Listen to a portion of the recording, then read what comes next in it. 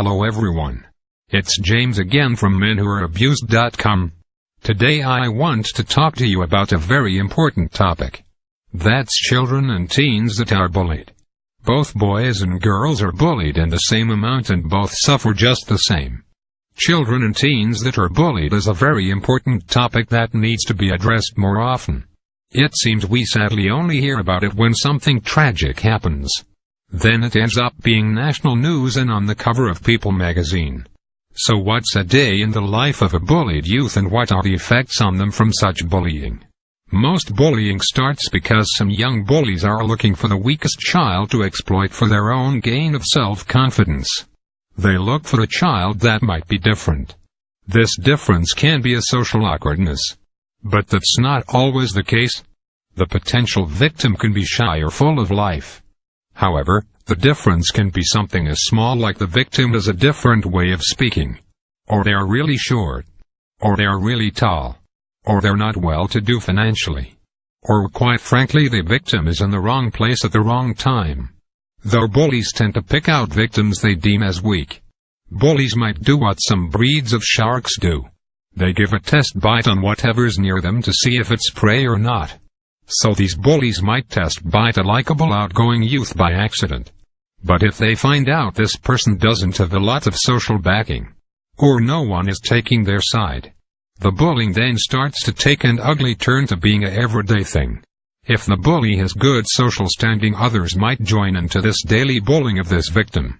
Or others may not want to ruin their image by associating with the victim and ignore them. The young victim starts living every day as if they are trying to dodge landmines, and trying to navigate around them. They are virtually treated as if sincere and healthy friendships aren't for them. They are cut off from all normalcy and treated as outcasts and human dumping grounds. If the child cries, they are bullied worse. If they fight, they get in trouble by the teachers and the bully walks away scot-free. The victim sometimes gets a sign of false hope when one of their tormentors offers friendship, only to have the friendship broken with more bullying after the bully has gotten what they wanted out of the victim, such as money, borrowing something, or help with their homework. It's very commonplace for such victims to end up in a lot of toxic friendships with bullies and not be aware of it due to being a lifelong victim. They are nice, kind, and giving to this new friend. The new friend seems to be the same in return. However, in certain situations the new friend belittles the victim. The victim cannot understand this as they know they would never act this way to their friend. So they chalk it up to a misunderstanding. Things get better. Then out of nowhere the public belittling starts all over again. If this victim sticks around in this friendship and doesn't realize what's going on, they more than likely will attract other bullies and will live a long hard life of having codependent toxic relationships as an adult. Some bullies are more overt about their behavior when they feel that the victim is helpless. They might punch, kick, trip or knock down the victim and subject them to physical abuse. Or these overt bullies will hurl insults and egg on others to join in like a feeding frenzy.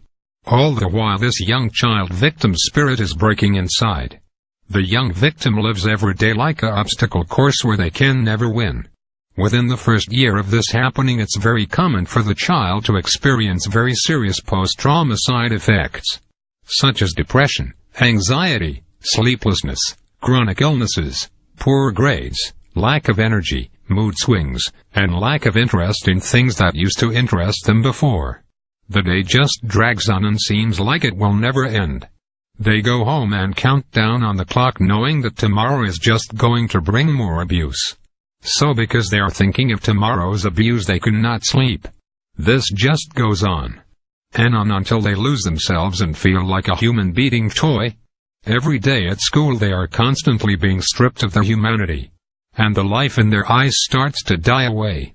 This is where severe emotional problems and personality disorders can develop in this young victim, such as they can learn to turn off all of their emotions and to just hate everyone and everything. Or they will become very codependent, looking for love for anyone that will give it to them, and mainly looking for love and friendships in toxic people. It's very common for these codependent types to end up in friendships or relationships with passive-aggressive abusers and bullies. These bullies may be more stealth-like in their behavior and less overt, such as in the previous example, where I explained this new friend will be nice, then out of nowhere start to publicly put down or embarrass the victim. Then they will be nice again.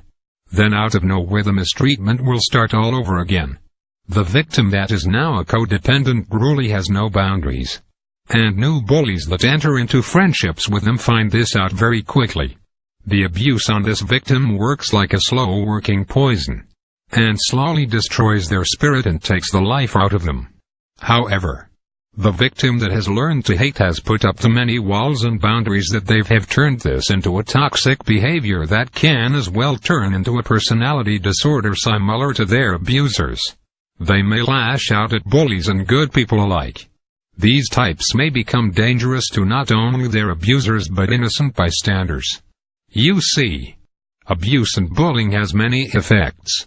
On one hand, the victim can be a sad, tormented soul, looking for someone to just love them. Then on the other hand there might be a victim of bullying that is full of hate and rage, looking for revenge. In both cases there are life dangers for these victims, and problems that need to be dealt with. The key is early prevention and detection. In part 2 of this series I am going to speak more about what we can do as adults and parents to prevent such bullying from stealing the lives of our children's emotional and physical health. As I've said before, this is an important topic that needs to be discussed more. For our children's and others' children's sake, please leave your comments, as they might help someone going through this right now. And be on the lookout for part 2 in this discussion where we will talk about help and prevention tips. With that said, knowledge is power. Thanks for watching and be good to yourselves. Bye for now.